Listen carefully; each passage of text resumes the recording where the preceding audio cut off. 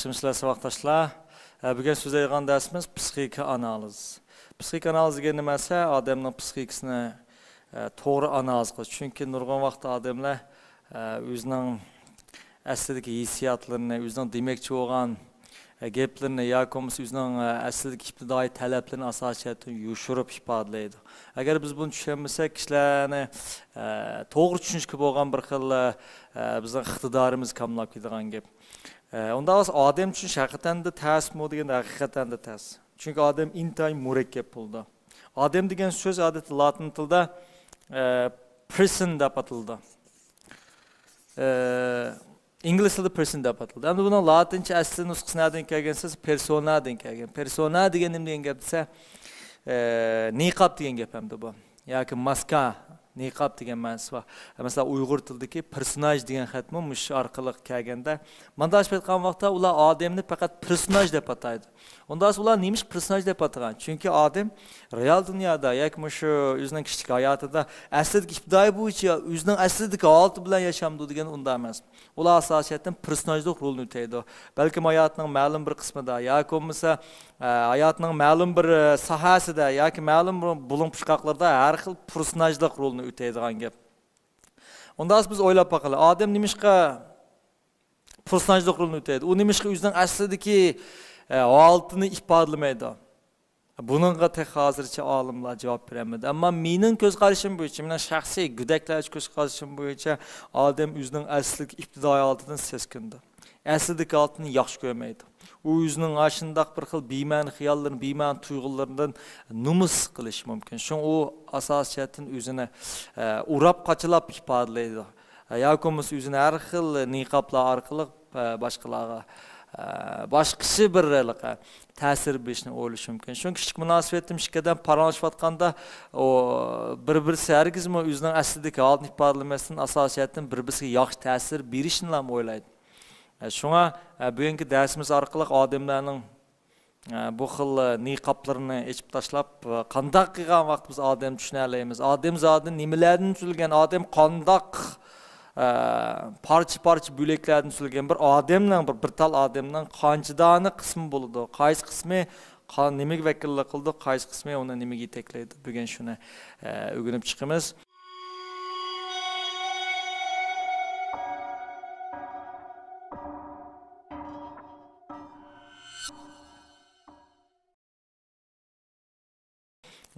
Bunu so'zlashdan burun men psixik analizni o'ttirib qo'yuvchi Sigmund Freudning ushman nazariyasini bir deb o'tib ketishim kerak. Ushman degan nimasi? Bundoq bir vaqt odamning 3 tal qismi. Odamning bu 3 qismi o'zaro bir-biriga ta'sir qilish orqali onundan o'zini shakllantiradigan gap. Unda odamning bu 3 qismi, ya'ni 3 man deb ataymiz. Qaysi esa birinchisi it qismi. It qismi manasib etgan vaqtda uning ibtidoiy qismi, tug'ilgan vaqtda mavjud bo'lgan qismi. Buning asosan nim prinsip bo'yicha ma'noda huzur prinsipi bo'yicha ma'noda. Bu odamni huzurga intildirdi. Qanday huzurga olsa, masalan, bu vaqtda qanday huzur talab bo'ladi, qanday ehtiyoj talab bo'ladi desa, uningda yemek-ichmek bo'lgan ehtiyoj, uningga ichimlikka bo'lgan ehtiyoj, uning isinishga bo'lgan ehtiyoji, ondan tug'ilishdan boshlab odamda hayotlikni davomlashtirish ehtiyoji, ya'ni jinsiy ehtiyoji taqlim mavjud bo'ldi. Demak, bir odam tug'ilgan vaqtda ibtidoiy man holati tug'ildi. Bu manning alaylik nimasi? Odamni hayot qilish uchun bizga nurg'ulg'an talablarni o'ttirib qo'yib berdi. Masalan, qo'saq ochganda cho'qim shu qo'saq ichish, tamoq yeyish ehtiyojini paydo qildi. Agar u ehtiyoj qondirilmasa desa, ibtidoiy menda bearomlik paydo bo'lgan gap. Shu bu vaqtlar odatda qo'saq ochgan amallar yig'lab turdi. Hargizmi opam tamoqqa aytibotdi, men birdam saqlab turib yig'laydi demaydi. Yoki bizning tarix qiyg'iz kelib qolsa, darhol tarix qildi. U hargizmi ama opam olgan qimmat gilemti deb o'tolmaydi. Demak, bu vaqtdagi bu ibtidoiy men qanday bo'ldi desa, uni barliq talablarining shu an urundilishini umid qildi. Unda bir narsa yekillandi, ibtidoiy menning alaylik nimasi, u 5 xil ehtiyojni talab qiladi va bu ehtiyojlarning darhol shu aman baja keltirilishini, azroqmi kechiktirishni xohlamaydi. Biz bu vaqtni ham assak bo'ldi. Bu vaqtlar har qanday talabini darhol tayyor qilishni umid qildi. Agar uning talablari ozroq oq so'z olchi so'zsa, uning badanda bearamlik bo'ldi. Bu bearamlikni yig'lash yoki bo'lmasa, o'zini yaga urush orqali ifodalaydigan gap. Bu bizni so'zlamoqchi bo'lgan birinchi men bo'ladi. Yakomiz bu vaqtlarni yana eslab baqsaq, bu vaqtning kallisida boshqalarning, qo'shnamning deydigan tuyg'u bo'lmaydi. U nimani ko'rsa, shuni o'zining meningmi shu deb qaraydi. Shuningga erishgisi kelsa, erishiman deb qaraydi. U hargizim boshqalarni o'ylab o'tmaydi. Nimish qolsa ibtidoiman shu odam huzur beradigan har qanday bir narsaga o'zini intildirdi. Endi Sigmund Freud bu ibtidoiy menga ism qo'ygan vaqtda nim deb ism qo'ygansa, nemis tili bo'yicha das ist deb ism qo'ygan. Das ist deganning o'zi nim deganga bevos tarjima qilsak, inglizchadagi it yoki xanzuchadagi ta degan xatni bildirdi. Endi bu ta degan xat hargizmi odamlar qaratilgan ta emas. Bu narsalar qaratilgan ta. Ya'ni bunday qilib u degan gap. Biz ham da Uyg'urchada mayli odam bo'lsin, mayli hayvon bo'lsin, mayli narsa bo'lsin, hamma u deymiz. Ammo ingliz tili, latin tillarida bo'lsa, o'g'ishlaydigan xatlar o'xshamaydi. Demak, bunda ochib aytgan vaqtda Freud bu ismni das ist degan ismni qo'ygan vaqtda odamning mushu ibtidoiy qismini bir xil hayvoniy qismi deb atagan. Hayvonlarcha bir ehtiyoji, hayvonlarcha bir yashash usuli deb qargan. Endi bu xil yashash usuli qachonga davomlashadi? 3-4 yoshgacha davomlashib mengiyverdi. 3-4 yoshgacha bu balda asosiyatan mush 5 ehtiyojning skens bo'yicha mush 5 ehtiyojning uni boshqurishi yoki uni mashg'ulot qilish bilan yashaydigan gap. Ammo bag'ansi reallikda biz hammamiz bilamiz, cho'ng bo'ldi hamda. Adam cho'ng bo'lgan vaqt hargizmi o'zining barliq o'ylaganlari yoki ehtiyojlariga darhol erisha olmayman deb qarmaydi. Masalan, dars anglayapsizlar, sizlar agar birasini qo'z qechib ketsa, darhol qo'poplam, tomoq yeb ketmaysizlar yoki yig'lab ketmaysizlar. Nima ish qilsa, chunki real dunyoda yashayapsizlar. Bu xil ehtiyojlarning darhol qondirilmaydiganligini bilasizlar. Shundan bilan ikkinchi bosqichda qaysi men bizga qaytiladi, qaysi bo'lkimiz qaytilsa, reallikdagi men qaytiladi. Reallikdagi menning asos roli nima deganda, reallikdagi men asosiyatan huzur men uchun xizmat qiladi manda asbatan. Huzur menning barliq talablarini o'rindash uchun plan tuzadi. Undan bir bu vaqt yig'ladi, tomoq yeb qoldi, nayt tizla. Ammo cho'ng bo'lgan vaqt qo'zqashdi. Qo'zqashgan vaqt hargizmi u yig'lamaydi yoki darhol uning ehtiyoji qondirilmaydi. Unda bo'lsa reallikni men qanday qildi bo'lsa, uning qo'zqaytishdek, ya'ni tomoq yeyishdek ehtiyojini chuqur ma'lum usulda qondirdi. Yoki bo'lmasa, sizlar ma'lum odamning qo'lida dаңлық bir өзаңның күзаңның чырайлық көрінген bir телефонны көріп қалдыңlar. İptidoiy men nim deydi degan vaqtda, "Oy telefonni olmamsa" degan bir ehtiyojni qo'ydi. Biroq sizlar unda qilamsizlar, unda qilmaysizlar. Unda reallikdagi men sizning ibtidoiy men tarafidan o'tirib qilgan bu ehtiyojingni qondirish uchun tirishadi. Qanday qilish mumkin? O balkim tirishib pul tepib elish mumkin. Yoki bo'lmasa bulab elishi mumkin. Ish qilib, ibtidoiy menning ehtiyojlarini bu reallikdagi men nim qildi desa, qamdab mangdi. Albatta bu talablarning ichida ibtidoiy men talablarida ba'zi biyman talablar bo'ldi. Bu biyman talablarni reallikdagi menning o'rindishi mumkin bo'lmaydi. Masalan, bir bolaning tuyg'usi uchqisi kelib qolgan bo'lsa, buni reallikdagi men hargiz buni o'rindayamaslik mumkin-da. Hamda odam cho'ng bo'lish jarayonida 6 yoshdan o'tib ketgandeklar prinsip men barliq keldi. Hamda odamning prinsip qismi keldi. Prinsip qismi asosiyatni nimalardan tuzilgan bo'lsa, prinsip qismi odatda ota-onaning uning singdirgan tarbiyalari, manda qilsang bo'ldi, manda qilsang olmaydi, ma xato, ma to'g'ri deydigan. Yoki jamiyat kodlari degan jamiyatning nizomli qoidalari. Aniki maktabning uning singdirgan to'g'ri xatolik o'lchamlari eng oxirida odam nima shakllantirsa, prinsip menni shakllantiradi. Prinsip menning asos roli nima esa, bunday qilgan vaqtda u insonning bir xil axloq o'lchimini bekitadigan odamda bir xil bearamlikni, vijdon, numus qilish, qatorliq pushaymon qilish, qatorliq tuyg'ularning hammini yaratadigan qismi. Chunki ibtidoiy menning ba'zi talablari yo'ldan eshib, ya'ni boshqacha bo'lib ketgan vaqtda yoki aqli muvofiq bo'lmay qolgan vaqtda prinsip men buni numus qilish tuyg'usini paydo qilib, buni to'sishi mumkin. Unda bo'lsa, biz mush hayotlik jarayonida 3 men barliq keldi ekan. Birisi nima ekansa, huzur men, ikkinchisi nima ekansa, reallikdagi men, uchinchisi nima ekansa, prinsip men. Unda bo'lsa bir odamni biz odam deb tushunishdan burun 3 xil qismini bilishimiz kerak. Unda bo'lsa men bundaq bir yig'inchoqlab o'tay. Bundaq bir addiylashtirib mangayli.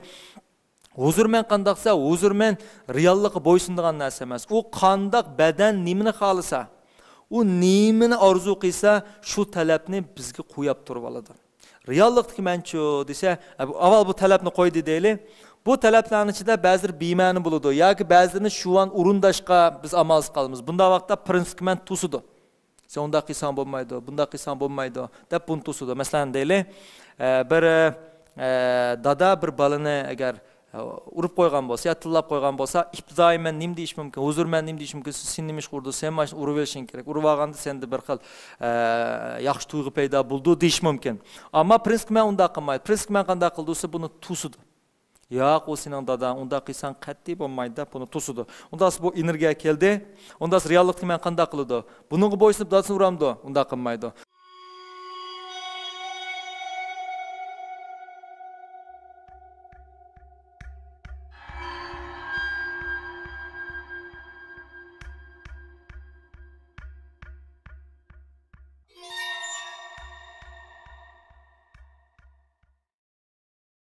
Unda butunlay buningga bo'ysunib bu energiyani, ya'ni uning ochchig'ini yo'q qilib yetalamdi, unim yo'q qilib yetanmaydi. Unda uning tasib bo'lgan ochchig'i nima ketadi? Chunki bu bir energiya. Ashundaq nima qil dedi. Prinsip menchi bo'lsa, unda qilsan bo'lmaydi dedi. Unda bo'lsa qandoq bir taraf qilish kerak? Mana biz, ya'ni reallikni men hozir biz mushuni ma'ningimi yomon ko'rinmaydigan, ma'nimi cheklamaydigan usulda bir taraf qilamiz. Qandoq bir taraf qilish mumkin desa, balkim bu bola taloq chiqib müşkün birini tepitiş mümkün. Ya komisa tamamda birini urib etiş mümkün. Ya komisa dostlarla uruşup keliş mümkün.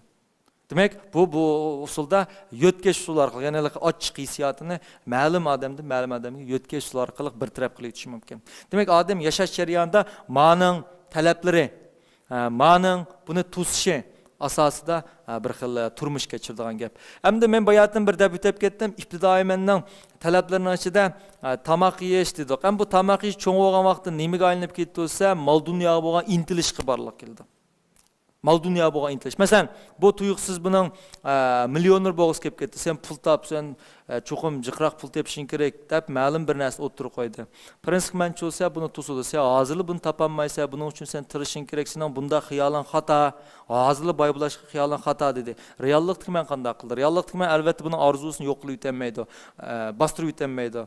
Ammo ma'nich bo'lsa buni yo'q qilib yetiblam, qilib yetanmaydi normal sharoit asida. Bu qanday qilish mumkin desa, ma'ning ehtiyojini har xil usullar bilan, balkim vaqtni so'zash orqali yoki balkim bankini bulash orqali ish qilib, ma'lum usul orqali buning ehtiyojini qamdab berdi. Yoki bo'lmasa, yana bir misol olsak, ibtidoiy menning yana bir asos xaloyiq nima desak, hayotni qamdash uchun jinsiy ehtiyojni to'xtamay odam chiqirib turib oldi. Masalan, o'ylaylik, bir bola yo'lda ketib bordi. Bu ketib bilan bir night kelishgan chiroyli bir qizni ko'rib qolgan bo'lsa, buning ibtidoiy men nima deydi desa, sen darhol osh qizning yoniga berib, uni sen olib qochib ket, yoki bo'lmasa sen uning yaxshi ko'rganligini deb siz menga tegamsizda, yoki bo'lmasa ish qilib, darhol uning qanday tuyg'u paydo bo'lsa, osh qizning oldiga buni intildirdi. Oshning yoniga bor deb intildirdi. Ammo prinsip men nima qilib to'sidi? Senin bunda qilishing butunlay xato. Chunki sening unda qilgan huquqing yo'q. U degan boshqa bir odam bunda qilsan xato bo'lsa, bunda qilsan sen xijil bo'lsan deb har xil prinsiplar bilan buni to'sidi. Unda bu energiya nima ketadi? Reallikni men qanday bir taraf qiladi? Reallikni men balkim buning oshi intilishini oqiga so'zish mumkin. Balkim boshqa birisi bilan balduroq to'y qilishga nisbatan ilgiritish mumkin. Ammo bu energiya, ya'ni uning chiqargan energiyasi hargiz yo'qolib ketmaydi. Yoki biroqlam uni o'rindamaydi. Qanday qildi desa, uni o'rindash uchun har xil amallar bilan buni masalan to'y qilish orqali, boshqa birisidan to'y qilish orqali bo'lsa-mu, uning bu energiyasini bir taraf qilish mumkin. Demak, biz odatda turmushda bir odam yashash jarayonida mana shu uch menning odatda o'zaro rol o'ynashi, o'zaro funksiya tuzish bilan yashab mangdigan gap. Unda odamning aslidagi qiyofati qaysi esa, ibtidoiy men oldi. Uning reallikda hozir holatini emasa, ma'u. Uning ko'z qarashidagi o'zi kim bo'lsa, ma'u. Hamma odam ma'ning iskenchisi bo'yicha mangdi. Ma'ning talab bo'yicha bearam bo'ladi. Chunki har bir qatim talab o'rindalmasa, odamda bearamlik paydo bo'ldi. Ama reallikni menchi bo'lsa, mushkis o'ttirsida murassa qildi. Mushkis o'ttirsidagi kurashning o'ttirisi kirib qolgan bo'ldi. Ya'ni bizning ibtidoiy men bunday qildi desa, prinsip men buni to'sdi, reallikni men mushkis o'ttirisi qilib murassa tushdi. Buni har xil usullar bilan nima qildi degan vaqtda bir taraf qildi. Shun Sigmund Freud bu xil nazariyani o'tirib qo'ygan nima dedi desa, kimning ego, ya'ni mushu reallikni meni olti qancha kuchli bo'lsa, bu ikkisi o'ttirisiga munosabatni yaxshi tanishayalsa, o psixik sağlam buldu dedi. Eğer o bütünley manın skensiz kirip kalsa, eğip gitip kalsa, yak eğip gitip kalskandaq bulduysa, onun hayvani kısmı eşip gidiyordu. O çağda o cemiyetki olsun, yaki mağlumuzun rayına olsun, buzğunçılık karakterlik. O mandaş batkan yoldun çıketken alet hesaplanır. Çünkü bunun iskensiz kirip kalgan vaqtda adam bütünley hata yolda mayıp kaldı. Onda olsa bütünley manın iskensiz kirip kaldı Allah. Bulaç olsa bula cemiyetten minasinden qoqaydı. Her qandaq iş qilishdan jure qildi. Manda qilsam xata, anda qilsam xata, manda qilsam xata deb nurgun xatalarning işi kirip qaladı.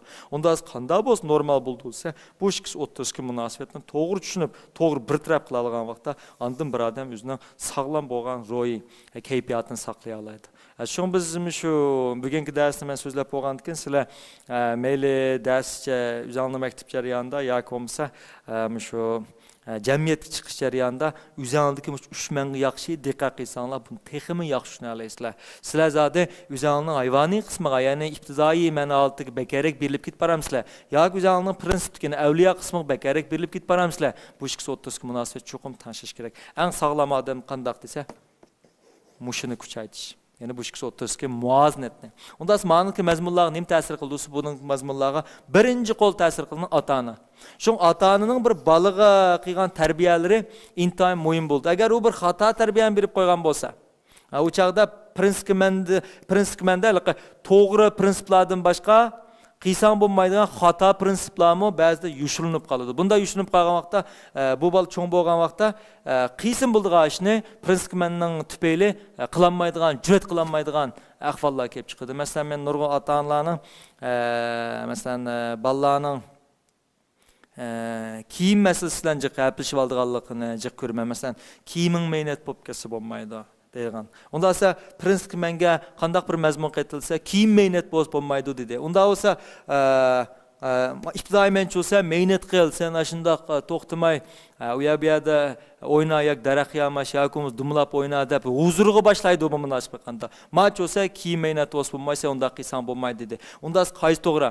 Demak, bir bolaning hozir kiyimini mehnat qilish to'g'rimi yoki prinsip men bo'yicha kiyimini mehnat qilmaslik to'g'rimi deganda, bu albatta kiyimini mehnat qilgani to'g'ri. Nemish kiyimini mehnat qilgani to'g'risi, bir kiyimini mehnat qilgan bola nimani tushuntirib tursa, uning muhit bilan bo'lgan aloqasining kuchayotganligi, uning muhitga bo'lgan tushunchasining kuchayotganligi, harakatining ko'p bo'layotganligini tushuntirdi. Bundaq bolalar uchun cho'ng bo'lgan vaqtda uning dunyo ko'z qarashi bo'lsin yoki qimmat ko'z qarashi bo'lsin, ilg'orroq bo'ldi.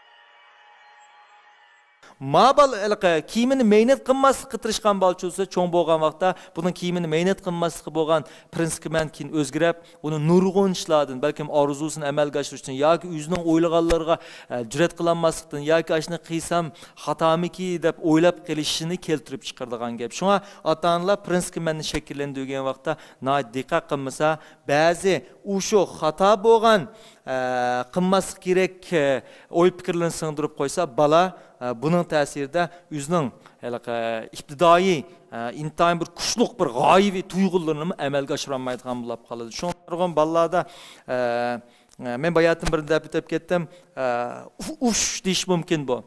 Ammo prinsipman bo'lsa ushsang bo'lmaydi, xato deyish mumkin.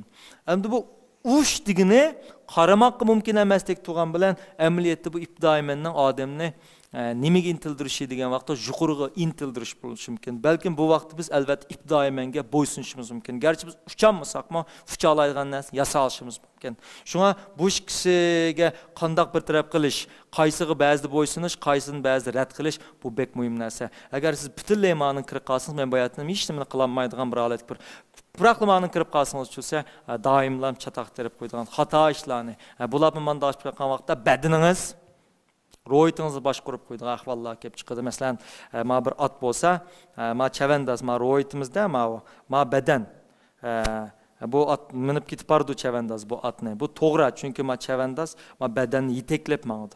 Agar navadi kerak bu manda bo'lib qolsa, ya'ni chavandoz ostida ot ustida bo'lib manda minib qolsa, bu xato bo'ldi. U chaqda badan chavandozni holsizlantirib turdi yoki bo'lmasa ig'ir darajada yorlantirishi mumkin. Shunga biz o'zimizning ehtiyojlarning zodi ibtidoiy mendan kelyapti, prinsip menda kelyapti. Qaysi ehtiyojlarimiz to'g'ri, buni cho'qim to'g'ri yetaklab, to'g'ri tushunib menishimiz kerak. Mesela men bir misal ko'rsam, akuraytlarni misal qilsam, akuraytlarning hikoyasida mesela aypran kashf qilgan. Bular aslida padchi.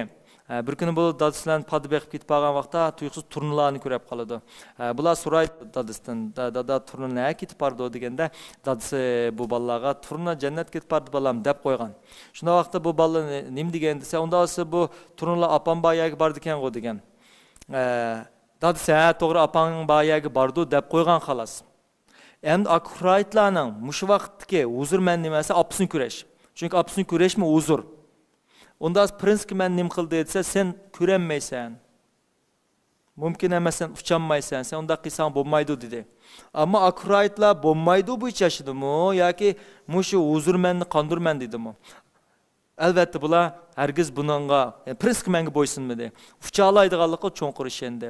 Ammo bularning uchiq bo'lgan intilish nerdan kelgansa, onasini kurashga bo'lgan ehtiyojdan kelgan.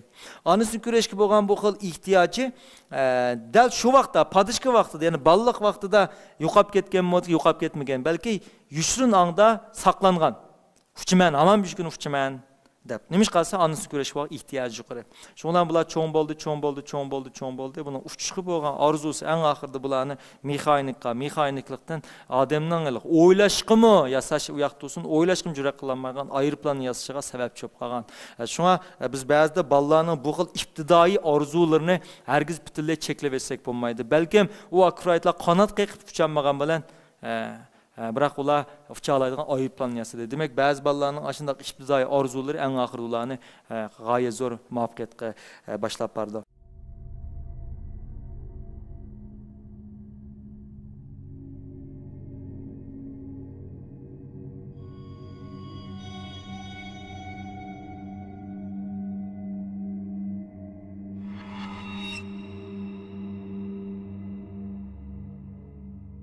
Endi men sizlarga so'zlab, buni hozir so'zlab turganim nima degan vaqtda, normal sharoit ostida men bayotimda har xil maskalarda yashaydi, u ibtidoiy holatini yushirdi dedik.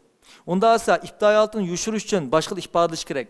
Chunki ibtidoiy menning chiqargan har bir ehtiyojning o'zi bir energiya. Bu yo'q qilib o'tmaydi buni. Faqat burmilib o'tadi, boshqa yoq urib o'tadi yoki o'zgartirib o'tishi mumkin. Unda bo'lsa mush orqali odam o'zining aslidagi holatini yushirib qoladi. Mana dashib qolgan maskalarni taqab yashaydi. Unda men tuanda sizlarga odamlar ko'p ishlatgan 5 xil maskani tushuntirib manaman. Mush 5 xil usulni bilib olganda sizning o'zing aloqa qilayotgan odamlarga bo'lgan tushunchalar, eng muhimi o'zingizga bo'lgan tushunchalar eshib bordi. Bu xil 5 xil niqob yoki 5 xil mudofaa mexanizmi deb qo'yamiz. Qaysi esa sublimatsiyalash, yo'tkash, proksiyalash, inkor qilish, ta'tir ifodalash. Ammo sublimatsiyalash degan nima esa, sublimatsiyalash deganimiz o'zdagi ba'zi xiyollarni, energiyalarni, mayli g'azab bo'lsin yoki muhabbat bo'lsin, uni boshqa yoqqa yo'tkitish. Masalan, akuraytlarning onasini sig'inishga bo'lgan bir xil kuchliq ehtiyoji, onasini ko'rishga bo'lgan ehtiyoji. U ko'ranmaydi onasini. U mumkin emasda. Prinsipman uni dedi-da, sen onani ko'ranmaysan dedi. Ammo u onamni ko'raman dedi. Unda reallikni men qanday qildi? Buni boshqa bir sohaga yo'tkib etdi. Ya'ni u bo'lsa-mu, kuchli bo'lgan qizg'inlikqa, aeroplan yasashga o'tkazib yetdi. Yoki men bunda tushuntiray. Men sizlar gap talashib qoldim. Siz mendan kuchliq, siz meni tilidingiz. Meni shunda ochig'im keldi. Men sizni berib urmoqchi bo'ldim. Biroq men uranmayman. Nima ish qildingiz? Siz cho'ng, kuchliq. Bunda vaqtida men qanday qilishim kerak? Men shunda o'g'im keldi, biroq siz qarasam cho'ng. O'g'im keldi, biroq siz qarasam turib qoldim. Unda esa bu energiya shekli. Bu energiyani nega gapirma? Balki men darhol o'yga berib ma'lum kitoblarni yetib yetishim mumkin. Yoki kirjib turib yetishim mumkin. Yoki bo'lmasa tam usuyutishim mumkin. Ishqilib, bu energiyani men ma'lum bir nuqtaga taqoqlashtirib yetaman. Masalan, dunyoda dangliq Picasso'ning dangliq ressam bo'lib ketishga sabab nima degan vaqtda bu bir umr hech qanday ayol zoti bilan to'y qilmagan. Demak, buning ayollar qiziqmamligini qiziqdi. U mu yaxshi ko'rgan, ammo uning yosh vaqtida ma'lum bir qiz tarafidan rad bo'linib ketishi, butunlay bir xil kuchliq bir xil azob shakllangan. Bu azob nimaga kuchayib ketgan eng oxirida desa, rassomlikqa kuchayib ketgan. Şu bunun resimlerde bir xil kuchliq azob, bir xil kuchliq hissiyotni ifodalash shakllanib chiqadi. Demak, bu xil usulni biz nimda ekanimizsa, subilmasiyalash usuli deb qaraymiz. Subilmasiyalash usuli, yetkash usuli, yetkash usuli subilmasiyalash usuliga o'xshaydi. Biroq yetkash usulining bir farqi bu ma'lum odamdan yoki o'zidan kelganlik ma'lum mayli pasmi yoki aktiv kuchliq ehtiyojlarni yana bir odamga, ojiz bir obyektga yetkaydi. Masalan, buni qanday o'ylaymiz degan vaqtda bayatdan qism deylik. Bir bala yoki bir odam shirkatida yoki xizmat o'rnida o'zining nima deb qo'yamiz, boshliqi yoki xo'jayinidan tilishdi. Demek bu tilishgan vaqtda uningdimi bir xil o'zini bearamlik paydo bo'ldi. İbtidoiy men bu bearamlikdan şey uchun senmi tilla, senmi gap yandu, senmi uningga nim degan bo'lsa, nima ish qilgan bo'lsa yondirib deb deydi ibtidoiy men. Ammo prinsip men nim deydi bo'lsa, yo'q, bunda qilsang bo'lmaydi, o'zini xo'jayining agar shunday qilsang, sen xizmatdan qolsang va kazalar orqali buni tusidi. Unda bu qanday qilish mumkin? Bu balkim buni sal bexatar bir obyektga yetkish mumkin. Kimga yetkish mumkin desa, balkim öy görüp ayağlı bilen sokuş mümkün, yoki ayağını tillab qo'yish mümkün, yoki ayağını. Agar ayağlı bo'lmasa, ballarini tillab qo'yish mümkün. Agar bu ayağını tilladi, ayağlı açıqlandı, ayağlı yo'ldishiga gap yandiranmadi, chunki yo'ldishida. Prinsip men uni tusudi, sen unda qilsang bo'lmaydi degan kuchliq bir nim deb. Unda siz ani qanday qilsa, ani balkim balini tillab qo'yish mümkün, yoki balini urib qo'yish mümkün. Yoki bo'lmasa öğleni süpürüp hizmet kılıp o açıkını taqtish mümkün. Demek yetkash usuli qandaq narsa, yetkash usuli ma'lum bir açık energiyani yoki ma'lum bir g'azabni yoki ma'lum bir ishtiyoqni ma'lum odam chiqarmagan vaqtda uni boshqa bir odamga yetkazib o'tish usulini deymiz. Masalan, ba'zi yoshlar odatda maktab tugagandan keyin yoki ma'lum bir yosh mazgil kelganda ota-onalar urushadi. Ota-onasi nima desa uning gap yondirdi. Uning desimi qaydaydi degandek batnaydi. Bunda vaqt ota-onalar bolalar nima ish berganini bilmay qoldi. Amaliyotda bolalarning bu xil nima ota-onasiga bo'lgan bu xillikqa nima deb qo'yamiz, qarshi psixikasidan shakllangansa, bu bolaning jamiyatda yoki muhabbet ishlarida yoki o'zini xizmat ma'lum o'ngishliqni uchirganligini direkt berdi. Yoshlar jamiyatda ma'lum o'ngishliq uchirgan vaqtda bu o'ngishliqni bevosita shu manbaga bevosita chiqarolmaydi. Ne chiqardisa, uningga bexatar bo'lgan obyekt. Uningga shu vaqt eng bexatar obyekt nimasi ota-ona. Ota-onaga buni chiqarib ifodalaydi. Shunga ota-onalar bolalarning mushkul holatini o'ylagan vaqtda hargiz buni ko'ngli qilib kesolmaydi. Buni chuqur to'g'ri tushunib, bolasining shu vaqt ro'y kayfiyatining nacharligi, uning ma'lum bir ishda o'ngishsizlik uchrayotganligini bila olamiz.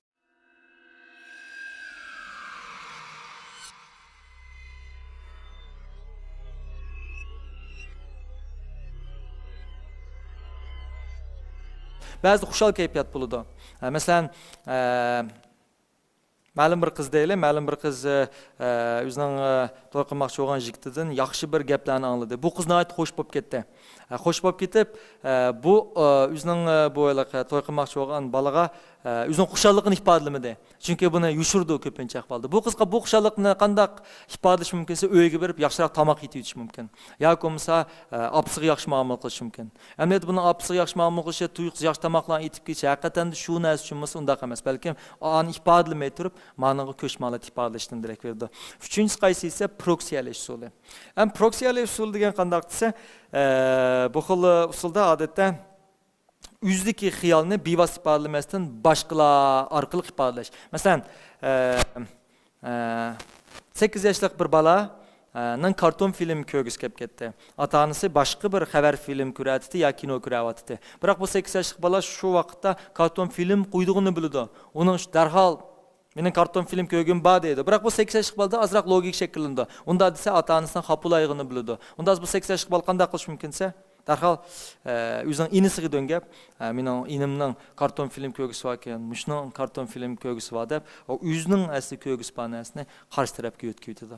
Yoki biz ba'zilarning qo'sqin ochqanda degan gapni anglaymiz. Amlet uning qusqini ochganda degani nimani ifodalaydi bo'lsa, mening qusqim ochdi deganni ifodalaydi. Yoki ba'zida u birniga boramsan deb so'raydi. U birniga boramsan yoki u birniga bordingmi deganning o'zi nimasi? Mening u birniga borgim keldi deganni ifodalaydi. Shunga bu xil proksiyalik usulni qandaq narsasi o'zidagi bir xil hissiyotlarni boshqalarga do'ngash orqali boshqalarning vujudidan tepish. Masalan, ba'zi ayollarning yo'ldoshiga qo'shnimiz palani uzib qopdi deyish mumkin. Undan sonra yoldaşı bu vaqt nimda cevap veriş mümkünse, sen haqning shulan nima qaring deyish mumkin. Amaliyotda bu ayolning qo'shnimiz uzib qopdi yoki qo'shnimiz manda qilibdi degani, amaliyotda mening ashunda qiyg'im bor demoqchi. Buni nimaga döngaydi degan vaqtda darhol. Yoki bo'lmasa bu ayolning tamoq etkisi kelmay qoldi. Talada o'zining yo'ldoshi bilan tamoq yeydi. Bunda vaqtda bu ayol hargizmi mening tamoq yeyim kelib qoldi talada demaydi. Nima deyish mumkinsa, "Ma balaning bugun talada tamoq yeyis kelib qoldi. Muj balliq bir talada kebab pulamdi, ma'lum narsa appasi qandaq deb ifodalaydi." Amaliyotda bu kimning xiyoli degan vaqtda amaliyotda onaning xiyoli hisoblanadi. Shu proksiyalik usul nimasi? O'zidagi bu xil hissiyotlarni darhol kimlarga yetkazish degan vaqtda bolalarga yetkazish hisoblanadi. Ammo proksiyalashning yana bir usuli o'ziga proksiyalash, ichki proksiyalash. Ichki proksiyalash degani nima? Deganda siz masalan ma'lum narsaga erishmoqchi, biroq uning erishamadingiz. Talab borda, ashunga erishganingiz bor. Ammo uning ma'lum sababni erishamadingiz. Bunda vaqtda qanday qilishingiz mumkin desa, ashuna narsaga erishgan bo'lib o'tishingiz mumkin. Masalan, ba'zilar yolg'onchilik mushunday keldi.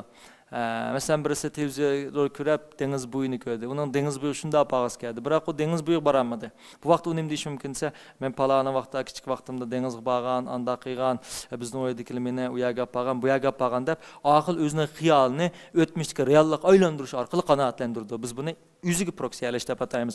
To'rtinchi qaysi esa inkor qilish. Bu mandash aytgan vaqtda qo'l yetmagan shaptollar deb qo'yamiz, ochiq deydigan mundaq bir xil nimaga tushadi. Nurg'a odamlar o'zi erishmoqchi bo'lgan, erishamagan bo'lsa ma'lum narsani, o'zi erishamagan narsalarni inkor qilib, uning nachar yerlarini deyish orqali bundan qutulib chiqish mumkin. Masalan, bir odamning tuyuqsiz bir xil televizor og'iz kelib qoldi. Biroq bu televizorni ololmadi. U vaqt bunda qanday qilish mumkinsa, bu televizor mandaq nachar, andaq nachar, bu televizorning mandayir bo'lmay, yoki tok sarfiyati ko'p deb mandaq holatda bu televizorni inkor qilish orqali qutulish mumkin. Yoki ba'zi yoshlarning masalan yoshlarda ko'p ishlaydi bu. Yoshlar o'zi erishmoqchi bo'lgan narsani inkor qilish qinoat usul bo'ldi. Yoki bo'lmasa ma'lum ishni qilishga jur'at qilolmaydi. Nima ishga jur'at qilolmaydi desa, uningdan rad bo'lib ketishdan ansiraydi. Rad bo'lib ketishdan ansirganlik uchun u qanday qildi desa, u erishmoqchi bo'lgan narsani yaxshi ko'rmas bo'lib oldi. Masalan, bir yosh bola ma'lum bir qiz bolani yaxshi ko'rdi. Ammo uning oldiga berib dodil deyamas mumkin. Nima ish deyamaydi desa, u qiz tarafidan rad bo'lib ketishdan ansiraydi. Odam badani bundaq rad bo'lishdan intayin bir xil qo'rqadi. Shunga bu bola nima deyish mumkin desa, men qizga qiziqmayman deblam, uni inkor qilish orqali aql hissiyotini ifodalash mumkin. Biz buni odatda inkor qilish deymiz. Endi yoshlardagi bu xil holat intayin bir xil xato holat hisoblanadi. Chunki odamning ma'lum narsadan rad qilinishdan qo'rqishning o'zi bu odamni intayin passiv holatga tushirib qo'ydi. U hech qanday ishga jur'at qila olmaydi. Nurg'un ishlarni yaxshi ko'rmaydigan bo'lib oldi. Nurg'un ishlarga ehtiyoj yo'qdek ko'rinib oladi. Bu nimani keltirib chiqardi? Nemish qundaq bo'ldisa, u ashundan mag'lub bo'lib ketishdan qo'rqaydi. Mag'lub bo'lib ketishdan qo'rqgan vaqtlar uni yaxshi ko'rmas bo'ldi. Yoki masalan, boshlang'ich yoki o'rta maktabdan bolalarni o'ylasak bo'ldi. O'rta maktabda ba'zi bolalar matematikani yaxshi ko'rmaydigan bo'lib oldi. Chunki matematika o'rgansimi, o'rganmasligidan, matematikani o'rganibmi, bilinmasligidan ansiraydi. Bunda vaqtda bu qanday qilish mumkinsa, matematikani yaxshi ko'rmaydigan, matematika xushi yo'q holatga kirib olish orqali o'zining aql hissiyotini yushirish mumkin. Bu qanday xarakterni keltirib chiqardi desa, odam bir xil jur'atsizlikni keltirib chiqardi.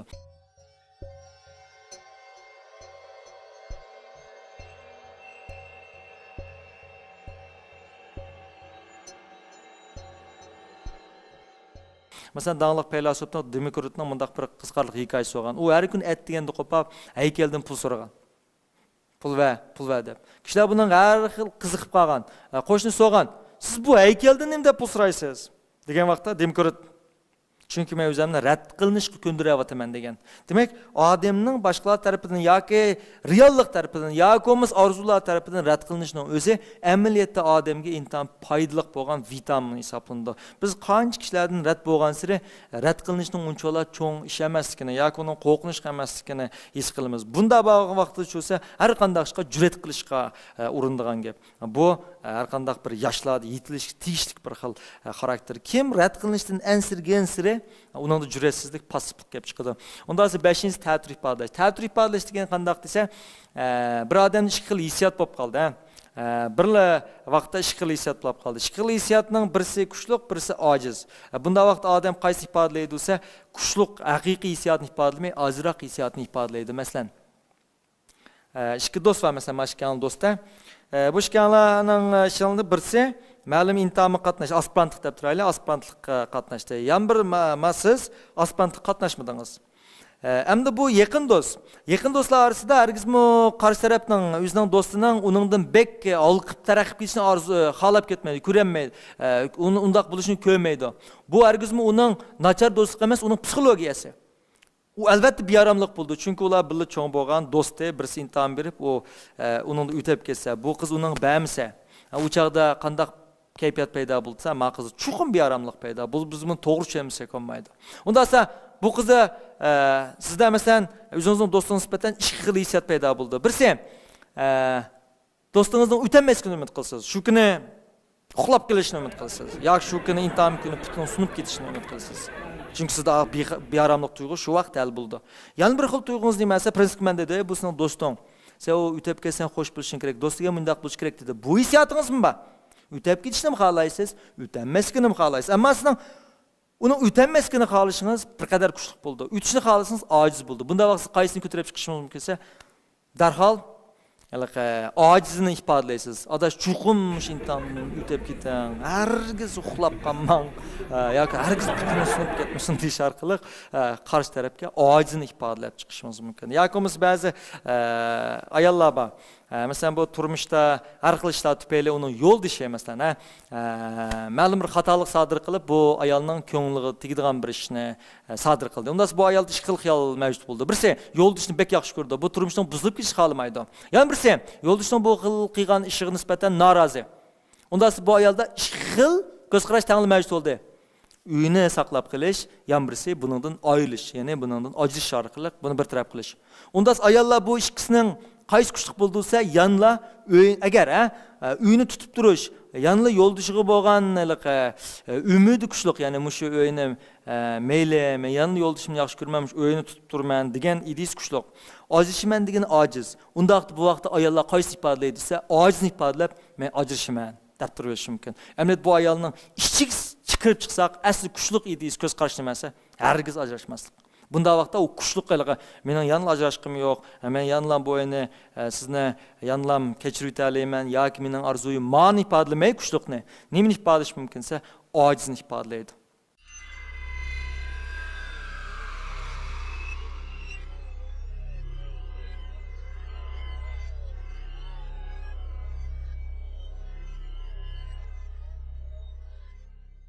Şuna biz bazı vaqtlarda nurg'un ahvollarni qarasak, kishilarning degan gapi amaliyot uning aslidagi hissiyat bo'lmasdan qarshi hissiyat hisoblanadi. Masalan, bir qizning ikki do'sti, ya'ni ikki do'stni misol qilaylik, birisining ko'ngli shundoq yerim bo'ldi.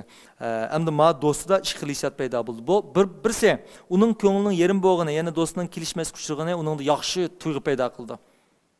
Bu odamning o'zining tabiiy ashunda xarakteri. Yan birisi bo'lsa, u do'stining undaq bo'lib qolishini xohlamaydi. Ama bunu xalamaydigini, undaq bo'lib qolish xalamasqi sal ojiz. Uning ayndaq bo'lib qolganini ko'rish sal kuchliq bo'ladi. Undaq bu qaysini ifodalaydi desa, ojizni ifodalab, do'stining bundaq bo'lib qolgandan o'zining ko'ngli yerim bo'lgan deb, uning tasalli berishi mumkin. Ammo buni sizlar hargizmi, u mening xato do'stim ekan, u men mushunda qilyapsammi, mushunda o'ylabdi deb o'ylayapsangiz bo'lmaydi. Bu odamning psixikasi. Mana mushun tushungan vaqtda bir narsa borlik keldi, nimasi? Kishilarni kechirish. Kishilarni kechirish odam o'zini majburlaydigan bir xil xarakter emas. U psixikini o'rgangan holda tabiiy kishilarni kechirib oladigan bo'ldi. Faqat kishilarni kechirib etgan vaqtda nim shakllandi bo'lsa, ondan uningda bir xil ro'yi yeniklik paydo bo'ldi. O'tgan men bir qizdan paranglashib qoldim. Bu qiz o'zining eng yaqin do'sti bilan 10 yıldek gap qilishmabdi. Shundaq yaqin do'st keldik. Bu 10 yil jarayonida bu qizning psixikasi eg'ir darajada chataq chiqadi. Hatto gap so'zlarda eg'ib ketadigan, diqqat chechildigan, asliyenmaydigan, tulishig'laydigan bo'lib qolgan. Eng oxiri bu qizni men psixoanaliz qilsam, aslidagi do'stini intan yaxshi ko'rdim. Biroq kechirib yetmagan. Buni kechirib yetish qandoqdir bir odamni zo'rlaydigan narsa emas. Bo'ptilar, sen uni kechirib et deganga bir odam kechirib yetmaydi. Ammo biz ma'qul psixikani, ya'ni odamning aslidagi holatining aslidagi psixikasining mushunda tuzilganligi, u qandoqdir uning nachar odam ekanligi emas, psixikasining shunda bo'lganligini tushunsak, biz kishilarni tabiiyla kechirib yeta olamiz.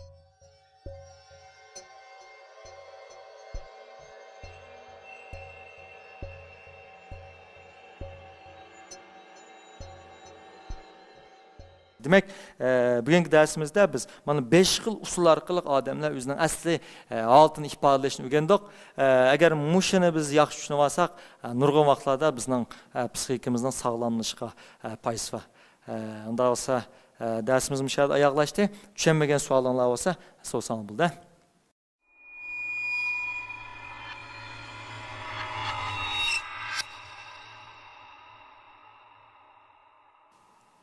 Siz Muallim şu sublimatsiyalash bilan yo'tkash ikkisining farqi to'g'risida ozroq so'zlab bergan bo'lsa. Sublimatsiyalash bilan yo'tkash amaliyoti bir-birisiga o'xshab qoldi. Buni menda tushuntiray masalan, siz mening ochig'imni keltirdingiz.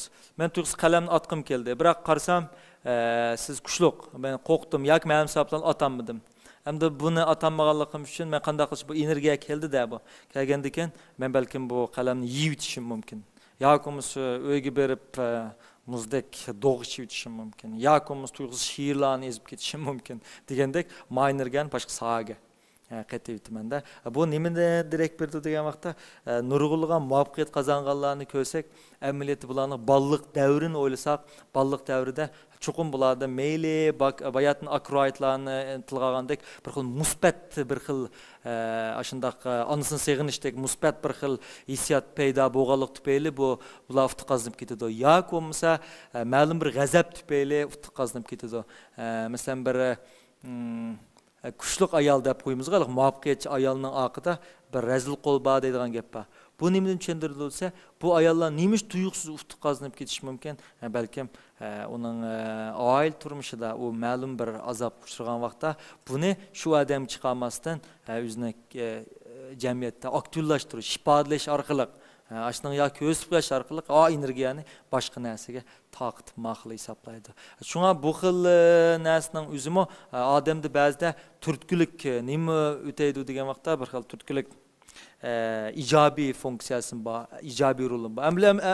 Albatta buning salbiy tarafı var. Mesela kichik vaqtida ota-onasining diqqatiga erishishga to'liq muyassar bo'lmagan bola qanday qilish mumkinsa, keyin jamiyatda ma'lum bir yomon ishni qilish mumkin. Chunki yomon ish qilgan vaqtda jamiyat to'pi, jamoat to'pi uning diqqat qilishga boshlaydi. Balkim shu diqqatni to'liqlayman deb, ya'ni onasidan, ota-onasidan olinmagan shu diqqatni jamiyat to'pidan olaman deb balkim jinoyat yo'liga tushib ketish mumkin. Chunki shu xil usulda jamiyat uning diqqat qiladi. Şuna bu xil sublimatsiyalash usulini ham aktiv ham passiv shaklda bo'ldi. Siz? Yo'q. Yo'q siz. Yaxshimisiz Ali muallim? Men so'rab baqsam, shu so'zlayotgan energiya biz ham hisobda to'liq o'tirdi bir qatam uchrashganmiz energiya degan so'z bilan. Endi sizning mush darsingiz so'zlayotgan energiya degan so'z bilan bizning mush to'liq o'tirdi deyilgan energiya o'xshashmi yoki sizning bu energiyangiz ma'lum bir shaklda o'xshatish yoki bir xil simul xarakterga egami? Bu yaxshi bir savol bo'ldi.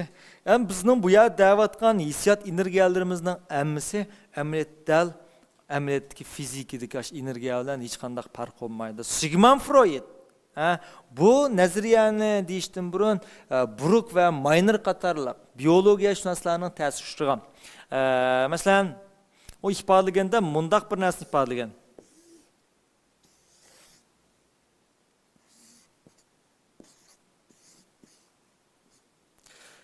Ya'ni bir sirtqi g'idiqlanish, masalan, odamda har qanday vaqtda bir g'idiqlanish mavjud bo'ldi. Masalan, kuchliq nur kelgan bo'lsa bizga, bu g'idiqlanish, biz buningdan o'zimizni olib qocha olamiz.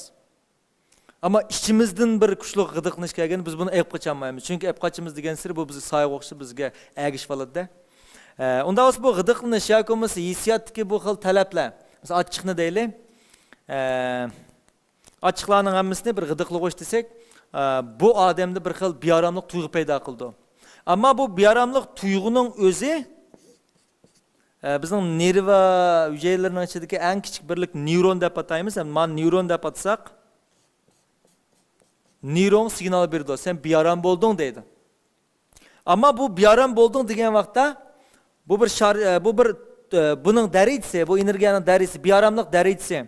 Mushu neyronni portlatib chiqarishga, ya'ni yan bir neyron bilan sinaps yasashga yetarlik bo'lmasa, yerim to'lab qolgan bo'lsa, masalan, shar. Bu shar portlamaydi, harakat paydo bo'lmaydi. Masalan, siz isib ketdingiz, isib ketdingiz, ammo bek isib ketmadingiz. Turiverdingiz.